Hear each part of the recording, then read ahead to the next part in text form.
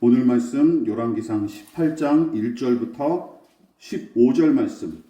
제가 가진 성경으로 구약 성경 546페이지에서 547페이지 정도 됩니다. 열왕기상 18장 1절부터 15절 말씀까지 찾으신 줄 알고 저와 여러분이 한 절씩 번갈아 가면서 교독하겠습니다.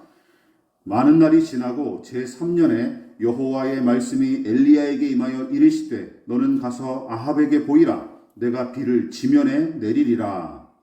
엘리야가 아합에게 보이려고 가니 그때 사마리아의 기근이 심하였더라. 아합이 왕궁 맡은 자 오바댜를 불렀으니 이 오바댜는 여호와를 지극히 경외하는 자라. 이세벨이 여호와의 선지자들을 멸할 때 오바댜가 선지자 100명을 가지고 50명씩 굴에 숨기고 떡과 물을 먹였더라. 아합이 오바댜에게 이르되 이 땅의 모든 물 근원과 모든 내로 가자. 혹시 꼴을 얻으리라. 그리하면 말과 노새를 살리리니 짐승을 다 잃지 않게 되리라 하고. 그 사람이 두루 다닐 땅을 나누어 아합은 홀로 이 길로 가고 오바댜는 홀로 저 길로 가니라. 오바댜가 길에 있을 때에 엘리야가 그를 만난지라. 그가 알아보고 엎드려 말하되 내 주 엘리야여 당신이시니까. 그가 그에게 하되 그러하다 가서 내 주에게 말하기를 엘리야가 여기 있다 하라. 이르되 내가 무슨 죄를 범하였기에 당신이 당신의 종을 아합의 손에 넘겨 죽이게 하려 하시나이까. 당신의 하나님 여호와께서 살아계심을 두고 맹세하노니 내 주께서 사람을 보내어 당신을 찾지 아니한 족속이나 나라가 없었는데 그들이 말하기를 엘리야가 없다 하며 그 나라와 그 족속으로 당신을 보지 못하였다는 맹세를 하게 하였거늘. 이제 당신의 말씀이 가서 내 주에게 말하기를 엘리야가 여기 있다 하라 하시나. 내가 신을 떠나간 뒤에 여호와의 신이 내가 알지 못하는 곳으로 당신을 감싸려 하시니 내가 가서 아합에게 말하였다가 그가 당신을 찾지 못하면 내가 당신을 당하리라. 당신의 종은 어려서 여호와를 경외하는 자라.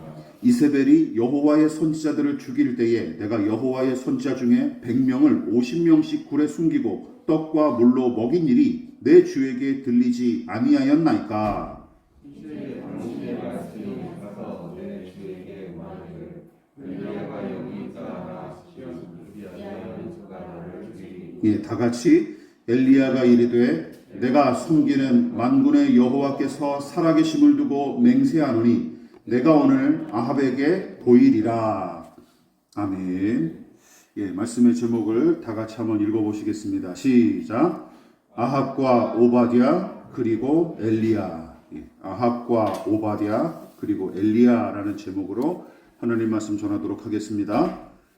자, 우리는 지난 설교를 통해 엘리야의 기도에 관해 살펴봤습니다. 특히 엘리야의 기도에 관한 첫 기록이 아합과 무수한 백성 앞에서나 거대한 문제에 관한 것이 아니라 이방인인 사르밧의 미망인과 그 가정에 불어닥친 비극으로 말미암아 이루어진 것임을 기억해야 됩니다. 또한 엘리야는 한 아이가 중환병에 걸려 목숨을 잃는 이 끔찍한 현실을 정면으로 마주했고 하루아침에 제 목숨보다 귀한 아들을 잃은 미망인의 참담한 심정은 말할 것도 없었고 그래서 아들을 잃은 미망인은 곁에 있는 하나님의 사람 엘리야를 향해 원망과 한탄을 퍼부었죠. 그렇지만 엘리야는 살아계시고 늘 함께 하셨던 하나님을 향해 억울하고 서글픈 심정을 토로하죠. 사르밧의 여인은 살아있는 엘리야와 담판을 벌였지만 엘리야는 살아계신 하나님과 담판을 졌던 것이죠. 그래서 기도했습니다. 신앙과 불신앙, 큰 믿음과 작은 믿음의 차이가 바로 여기서 드러난 것이죠. 그뿐만이 아니었죠.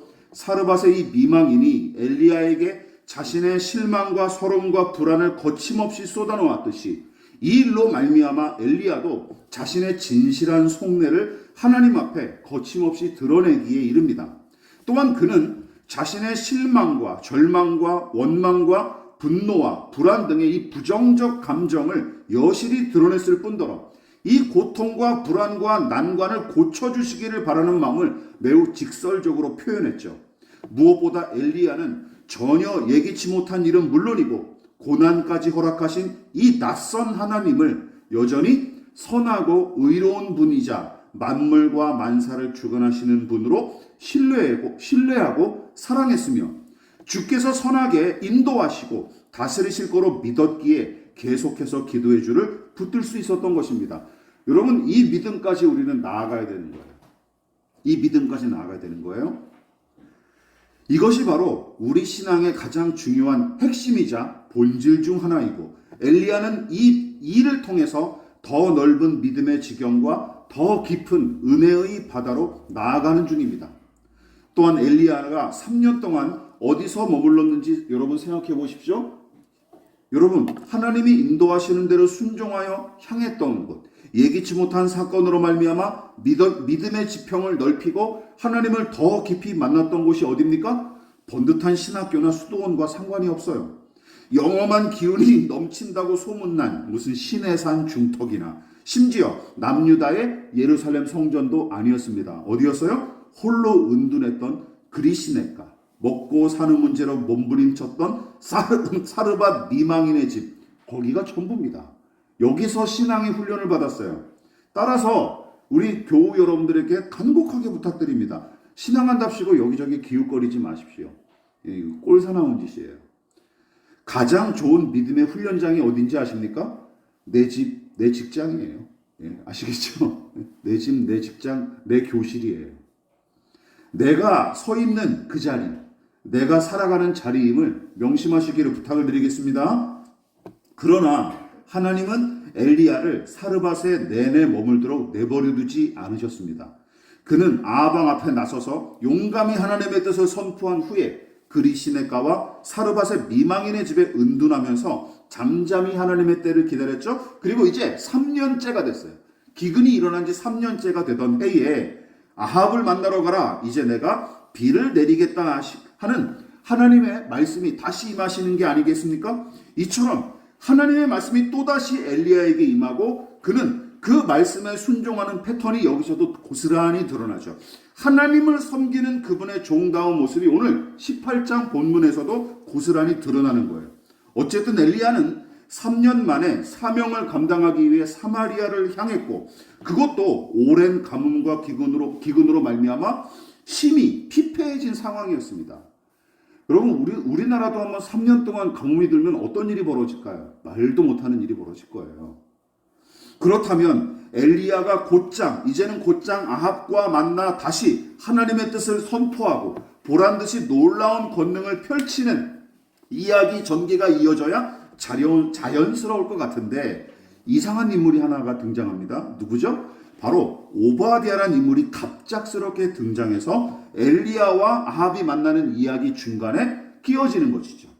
여기서 한 가지 짚고 넘어갈 것은, 본문의 오바댜는 에돔 족속을 향해 하나님의 경고를 선포했던 선지자 오바댜와는 전혀 다른 인물이에요. 동명이인입니다. 자, 그렇다면 뜬금없이 나타난 이 오바댜는 어떤 사람입니까? 3절과 4절에서 다음과 같이 소개했어요. 자, 읽어볼까요? 시작. 아합이 왕국 맡은 자 오바댜를 불렀으니 이 오바댜는 여호와를 지극히 경외하는 자라. 이세벨이 여호와의 선지자들을 멸할 때에 오바댜가 선지자 100명을 가지고 50명씩 굴에 숨기고 떡과 물을 먹였더라. 여러분, 2구절밖에 안 되는 짧은 분량이지만 이 구절은 독자에게 많은 정보를 제공해줘요. 우선 오바댜가 어떤 사람입니까? 아합의 국내 대신이었대요. 국내 대신, 궁궐 맡은 자. 국내 대신으로서 아합에게 신임을 받는 인물이었으나 아합과 같은 우상 숭배자라거나 아니면 그 정책을 적극적으로 지지하는 인물은 아니었던 것이죠. 오히려 여호와를 지극히 경외하는 자로서 본문이 소개한 것을 보십시오. 게다가 왕과 왕비가 우상 숭배 정책을 적극적으로 펼쳐나갔는데 하나님의 선지자들을 핍박하고 학살하는 등의 이 말살 정책을 무섭게 강행했던 탓에 오바댜는 이 일을 안타깝게 여겨서 발만 동동 구르다가 급기야 무슨 일을 한 거예요? 100명의 선지자를 2개의 굴에 나누어서 50명씩 숨겨두고 그들에게 양식을 제공했던 것이죠. 그들이 연명할 양식을 제공하는 등의 이 선한 일들을 은밀히 몰래 감당했던 것입니다. 어쨌든 하나님은 엘리야가 아합 왕을 만나기 전에 오바댜부터 만나도록 이끄셨고, 본문은 국내 대신 오바댜가 아합과 엘리야를 차례차례 만난 이야기에 초점을 맞춘 것이죠. 자, 그러면 오바댜가 이 이야기에 갑자기 끼어든 이유는 무엇일까요? 또한 하나님은 무슨 이유로 엘리야와 오바댜 이 두 사람의 만남을 허락하셨을까요? 우선 이 열왕기서의 저자의 의도는 분명합니다. 잘 들어보십시오. 본문은 오바댜와 아합의 차이점을 아주 분명하게 드러낼 뿐만 아니라 똑같이 하나님을 경외하는 믿음이 있으면서도 어딘가 모르게 사뭇 다른 오바댜와 엘리야의 모습을 분명하게 대비해서 보여주는 거예요. 먼저 아합과 오바댜의 차이가 무엇인지 함께 살펴보도록 하겠습니다. 자, 제목을 빨간 글씨 읽어볼까요? 자, 시작. 하나님을 대적하는 아합과 하나님을 경외하는 오바댜. 여러분, 아합과 오바댜의 이야기가 길게 기록된 것은 아니지만 두 사람의 차이는 서두에 기록된 4개의 구절만으로도 아주 충분히 드러나요. 3년째 계속된 가뭄으로 북이스라엘 전역은 물론이고 그 주변 지역까지 막심한 피해를 입었는데, 아무리 하늘 높은 줄 모르고 기고만장하는 이 아합 왕일지라도 오랜 기근의 고통을 피할 수 없었을 뿐더러 왕과 왕비를 위해 비축해둔 물과 양식마저 차츰차츰 줄어들기 시작했을 테고, 왕이 소유한 가축 등의 재산까지 실제적인 피해를 당했던 까닭에 급기야 사태의 심각성을 깨달은 아합이 직접 뭘 찾아 나서기 시작한 거예요? 식수와 초지를 찾아 나서기 시작한 거예요. 또한 왕과 수행원들이 한 방향으로 탐색하는 것보다 다른 방향도 함께 탐색하는 것이 더 효율적이었던 까닭에 누구에게 그 임무를 맡긴 거예요? 국내 대신이었던 오바댜에게 우리가 이쪽으로 갈 테니 너는 저쪽을 살펴봐라 하면서 그 임무를 맡겼던 것이죠. 그 와중에 본문은 오바댜를 가리켜서 여호와를 지극히 경외하는 자로 소개했는데, 여러분 솔직히 그는 하나님을 대적하는 악한 왕인 아합에게 충성을 바친 인물이고 누구보다 아합 곁에서 부귀 영화를 누리는 작자 아닙니까? 그렇지 않습니까? 그의 신분과 지위가 그렇잖아요. 그러니까 하나님을 경외하는 믿음의 사람이 어째서 아합의 국내 대신으로 일할 수 있었는가 하는 의문이 들기 마련입니다. 그런데도 본문은 오바댜를 향해서 여호와를 지극히 경외하는 자로 언급하고 평가하기를 주저하지 않아요. 모순처럼 들리는데 말이죠. 자, 그 이유가 무엇일까요? 물론 오바댜는 엘리야처럼 아합 앞에서 자신의 신념과 신앙을 용감히 주장한 적이 없고, 왕과 왕비가 저지르는 죄악과 불의에 이의를 제기하거나 정면으로 맞서지도 않았습니다. 다만 오바댜는 아합과 이세벨의 종교 탄압 정책으로 많은 선지자와 신자들이 목숨을 잃는 와중에 100명의 선자들을 몰래 굴에 숨기고 계속 음식을 제공하면서 그들이 연명하도록 도왔는데, 기억하십시오. 열왕기서의 저자는 그것을 가리켜서 뭘로 본 거예요? 하나님을 경외하는 믿음의 증거로 봤던 것입니다. 믿으십니까? 하나님을 경외하는 믿음의 증거로서 그거를 끌어들였던 거예요. 억지스럽게 들으십니까? 목사님이 오바댜를 그냥 좋게 봐주시는 건가? 아닙니다. 하나님을 경외하는 믿음이 무엇으로 나타나고 어떻게 증명되는지 율법의 말씀을 통해서 다시 한번 살펴봅시다. 자, 같이 한번 여기 다 나와 있죠? 읽어볼까요? 자, 시작. 너희 각 사람은 자기 이웃을 속이지 말고 내 하나님을 경외하라. 또 너는 그를 엄하게 부리지 말고 내 하나님을 경외하라. 하나님을 경외하는 자라면 당연히 무슨 일을 해야 된다는 말씀인데 뭐예요? 이웃에게 거짓말하지 말고 속이지 말고 또 뭐하라? 종에 관한 얘기예요. 43절은 종을 엄하게 부리지 말고 내 하나님을 경외하라. 이웃에게 해를 끼치지 말고 그의 생명을 살리고 그의 유익을 도모하는 사람, 그 사람이 어떤 사람이다? 하나님을 경외하는 사람의 마땅한 자세라는 거예요.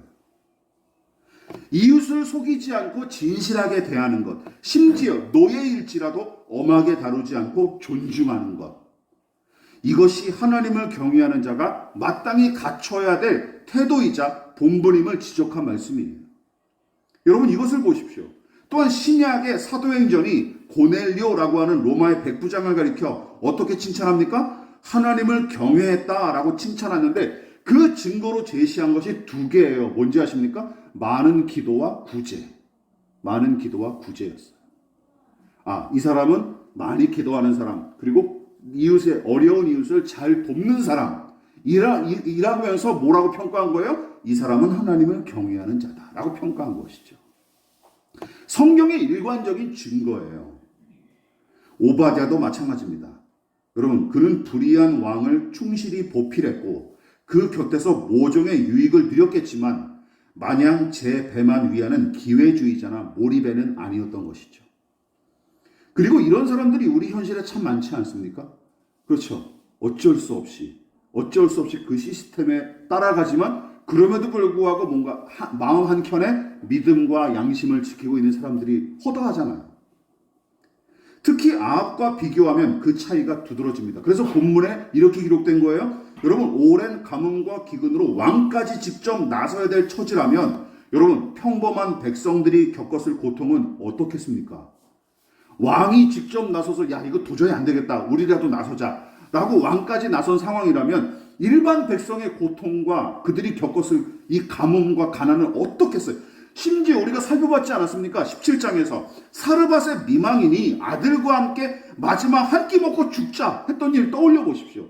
그 정도 상황까지 사람들이 막 고통을 겪었던 거예요. 그런데 오늘 본문에 아합이 식수를 찾고 조지를 찾겠다고 나섰을 때 무슨 말을 내뱉었는지 아십니까? 이런 말을 내뱉어요. 제가 읽어볼게요. 아합이 오바댜에게 이르되 이 땅의 모든 물 근원과 모든 내로 가자. 혹시 꼴을 얻으리라. 그리하면 말과 노새를 살리리니 짐승을 다 잃지 않게 되리라. 여러분, 이 말씀을 읽으면서 아무런 느낌이 없으십니까? 이게 지금 동물농장의 주인이 하는 말이 아니에요. 누가 하는 말이에요? 한 나라의 왕이 내뱉는 말이에요. 오늘날 대통령이 무슨 홍수 피해가 나고 지진 피해가 나서 사람들이 막 죽어가고 넘어지는데 이런 말을 꺼내면 어떻게 될까요? 탄핵될 거예요. 사람이 죽어가는데 짐승이나 걱정을 하고 앉아있어? 그러면 여러분 어떻게 했습니까? 가만히 있으시겠어요? 예? 붉은 띠 메고 나가야죠. 아직도 잘 모르시겠습니까? 말과 노새 등과 같은 짐승은 다 잃을까봐 염려했지만 정작 자기보다 더 곤경에 처한 이 백성, 북이스라엘 백성은 언급조차 하지 않아요. 언급조차 없습니다. 동물 애호가여서 아니면 무슨 아까 말씀드렸듯이 동물 농장의 주인이기 때문이 아니에요. 재산 가치가 있기 때문이죠. 가축들이 재산 가치. 재산 가치. 그렇다면 답은 나오죠. 아합에게 북이스라엘 백성은 짐승만도 못한 착취의 대상일 뿐이었던 거예요. 그 이상도 그 이하도 아닌 존재로 봤던 것이죠. 백성을 말이죠.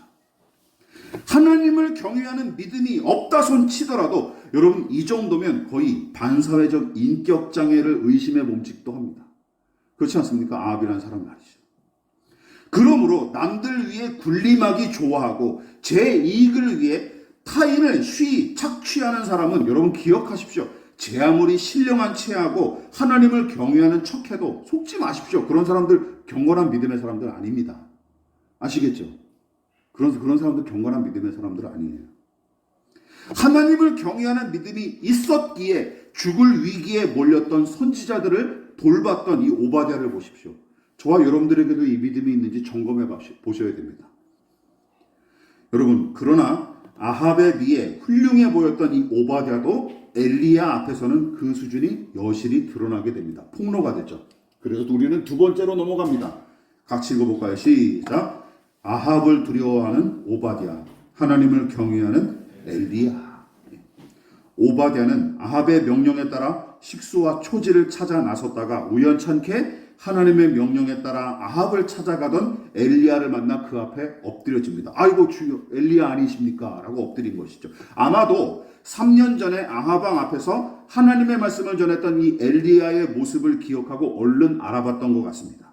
그러자 엘리야는 오바댜에게 뭐라고 말합니까? 어서 가서 왕에게 내가 여기 와 있다고 전하시오 라고 요구합니다. 그런데 오바댜의 반응이 의아하죠. 겁에 질린 채로 자신의 곤란한 처지를 장황하게 늘어놓을 뿐입니다. 그의 긴 핑계와 변명이 바로 9절부터 14절까지 무려 여섯 구절에 걸쳐서 기록된 거예요. 제가 이래서 그러면 안 되고요. 제가 또 이것 때문에 그렇게 못합니다. 라고 얘기하는 구절이 6개 구절이나 차지하고 있는 거예요. 최동원 감독의 영화 타짜 다 보셨죠? 이거 웬만하면 이제 대한민국 사람이라면 안 본 사람이 없을 텐데 그때 주인공 고니가 마지막 승부를 벌이면서 아귀에게 건넨 말이 여기에 딱 어울리죠. 뭐죠? 천하의 아귀가 혓바닥이 왜 이렇게 길어? 후달리냐? 하는 아주 유명한 대사가 있습니다. 이게 지금 누구한테 딱 어울리냐? 오바댜한테 딱 어울리는 거예요. 후달리고 있는 거예요, 지금. 이 사람이. 오바댜의 얼굴은 새파랗게 질렸을 테고 두 손은 부들부들 떨었을 것 같습니다. 어쨌든 오바댜가 엘리야에게 말한 내용은 크게 세 가지 이유를 대는 거예요. 첫 번째, 자기도 엘리야처럼 어릴 적부터 하나님을 경외하는 사람이다라는 것. 그 두 번째, 그 믿음 때문에 제가 100명의 선지자를 굴에 숨기고 돌보고 있는 중입니다. 그런데 세 번째가 문제죠. 그런데 자칫하면 당신 때문에 제가 죽게 생겼습니다. 라고 얘기하는 거예요. 그래서 당신이 시키는 대로 아합 왕을 소개시켜 드릴 수 없습니다. 라고 얘기하는 거예요. 그 와중에도 아합의 손에 죽임당할까봐 염려하고 근심하는 내용이 대부분이고 나머지는 그 염려와 근심을 포장하고 뒷받침하기 위해 동원됐을 뿐입니다. 그가 반복해서 내뱉은 말이 뭔지 아십니까? 이 말이에요. 당신의 종은 아합의 손에 넘겨 죽이게 하시나이까? 12절 그가 당신을 찾지 못하면 내가 죽임을 당하리이다. 14절 그가 나를 죽이리이다. 반복되는 구절은 오바댜에 대해 어떤 진실을 말해줍니까? 오바댜가 자신의 생명과 생존을 매우 중요하게 여긴다는 사실을 분명하게 보여주죠. 물론 가장 자연스럽고 강렬한 인간의 본능 중에 하나가 생존 본능 아니겠습니까? 따라서 생존 본능을 내세운다고 비난하거나 비판해서는 안 되죠. 문제는 무엇이죠? 이것이죠. 잘 들어보십시오. 본문의 오바댜처럼 하나님과 그분의 뜻보다 자신의 생존과 안위를 더 우위에 놓을 때죠. 우위에 놓을 때 이런 일이 벌어지는 거예요.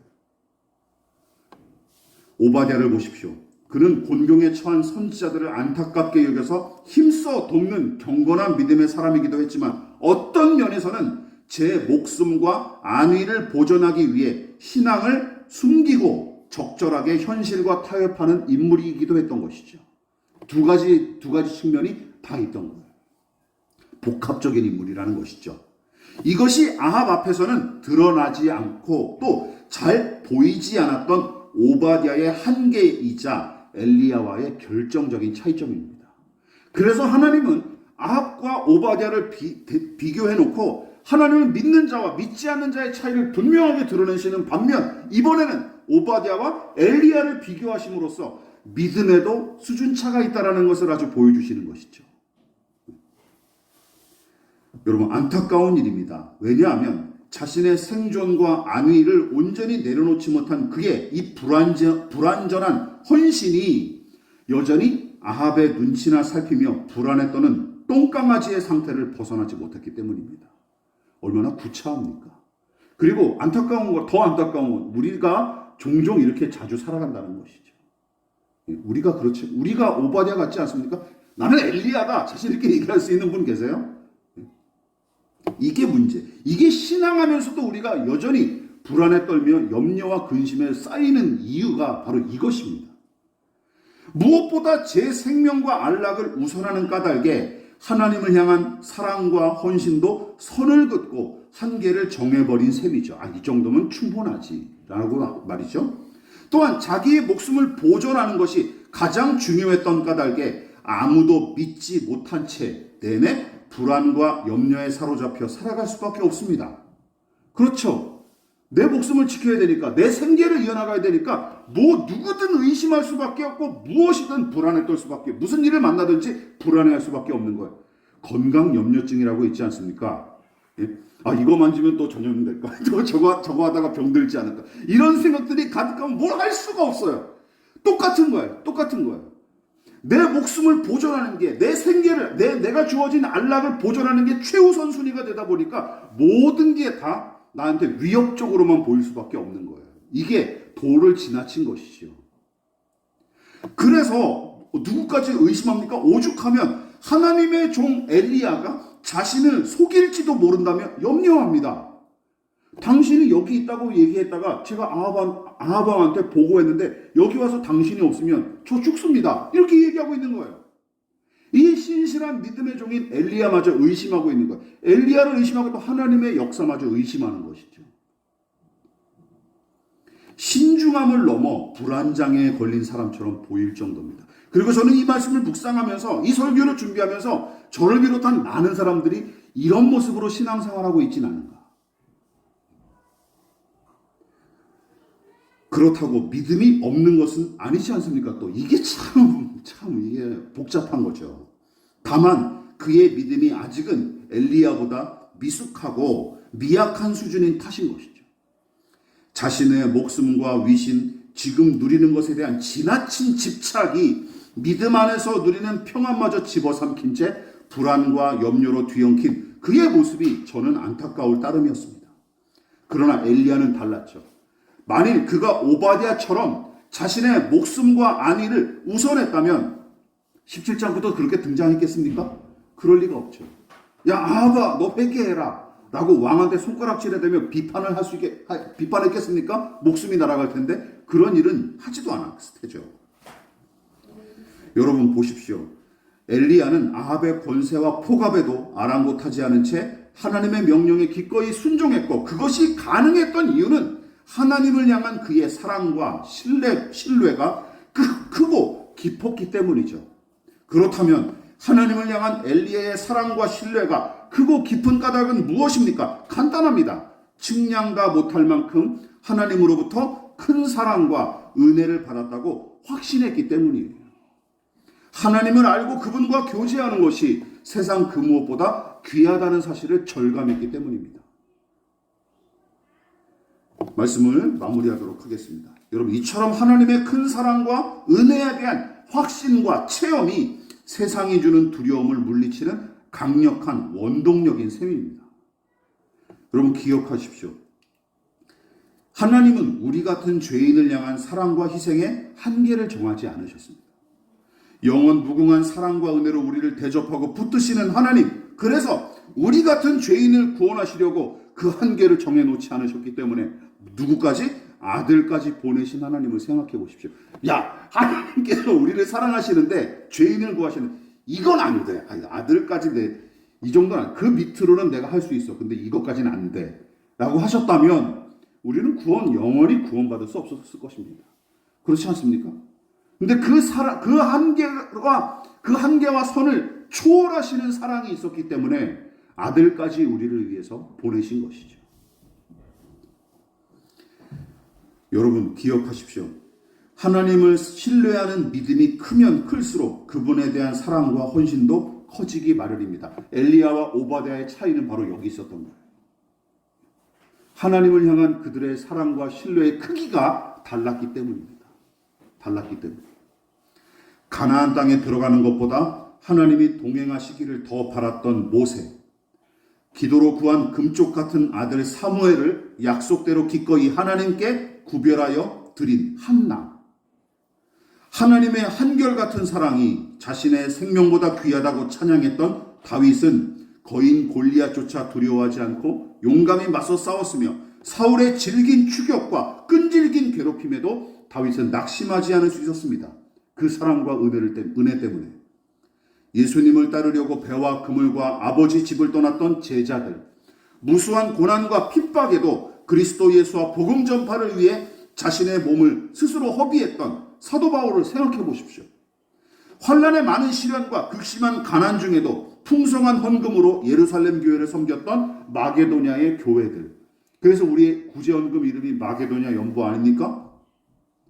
죄인을 향한 하나님의 사랑과 섬김을 닮은 이 믿음의 사람들, 그들은 하나님과 이웃을 향한 사랑과 섬김에 한계를 두지 않았을 뿐더러 빤히 보이는 희생과 수고와 손해가 두려워서 주저하는 일이 없었습니다. 그리고 그 풍성한 사랑의 나눔을 통해 그들은 진정한 자유와 평강과 생명을 누렸던 사람들이죠. 내 인생은 나의 것, 맞는 말입니다. 그러나 다 맞는 말은 아닙니다.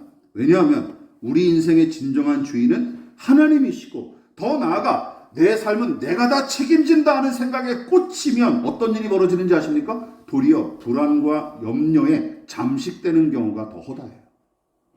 그렇지 않습니까? 하영이 아마 느꼈을 거예요.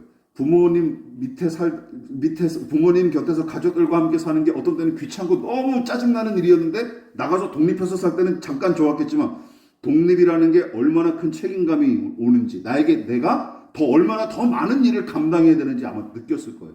독립이 그래서 독립 마냥 좋은 것만도 아니에요.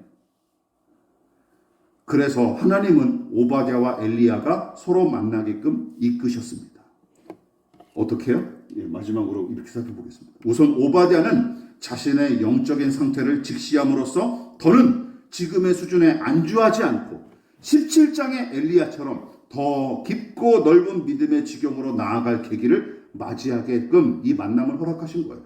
아합과 같은 권력자가 아니라 하나님을 가장 두려워할 줄 아는 자로 성장하게끔 오바댜에게 이 만남을 허락하신 거예요.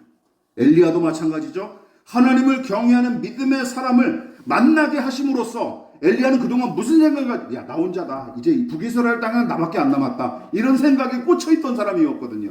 그리고 앞으로도 이 생각이 그의 발목을 잡습니다. 실제로. 하나님을 경외하는 믿음의 사람들을 만나게 하심으로써 그리고 선지자들이 100명 굴속에 숨겨놨다는 정보까지 듣게 됐지 않습니까? 그럼으로써 저 혼자 아합의 이 불신앙의 세력과 싸우는 것이 아니라 아직도 그루터기 같은 신자들이 남아있다는 사실을 깨닫고 용기를 내도록 격려하기 위해 오바댜와의 만남을 준비하신 거예요. 두 사람 모두를 위해서.